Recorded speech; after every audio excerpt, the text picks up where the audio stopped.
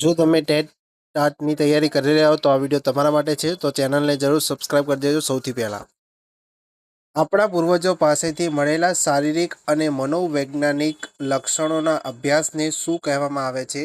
પ્રજોત્પત્તિશાસ્ત્ર.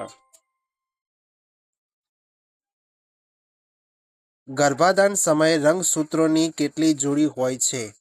23. માનવ શરીરના પ્રજનન કોષોમાં કેટલા રંગસૂત્રો હોય છે? 46. પુખ્ત વયની વ્યક્તિના મગજનું વજન કેટલું હોય છે? 1.36 કિલોગ્રામ.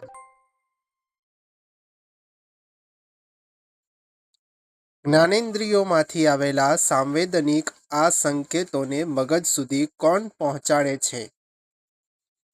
થેલેમસ.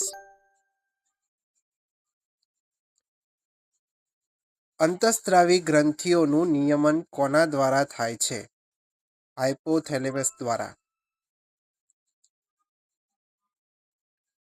વાણી અને શ્રવણ પ્રતિક્રિયાનું નિયંત્રણ મગજના કયા ખંડમાં થાય છે? નિમ્ન કપાલ ખંડની અંદર.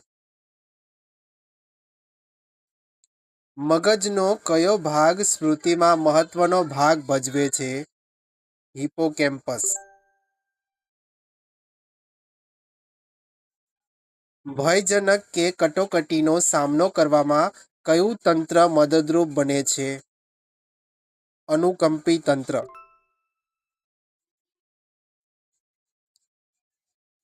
કંઠ ગ્રંથિમાંથી કયો સ્ત્રાવ ઝરે છે?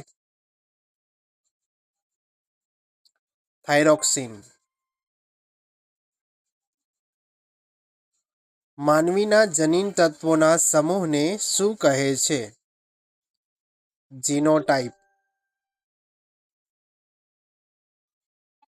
મહિલાના પ્રજનન કોષને શું કહે છે? અંડકોષ. પુરુષના પ્રજનન કોષને શું કહે છે? શુક્રકોષ. બાળકની જાતિ નક્કી કરવામાં કોના પ્રજનન રંગસૂત્ર નિર્ણાયક બને છે? પુરુષના. ભૂખ, તરસ, જાતીયતા જેવી પ્રેરણાઓ તેમજ આવેગાત્મક વર્તનમાં થતી શારીરિક પ્રક્રિયાઓનું નિયમન કોણ કરે છે? હાઇપોથેલેમસ.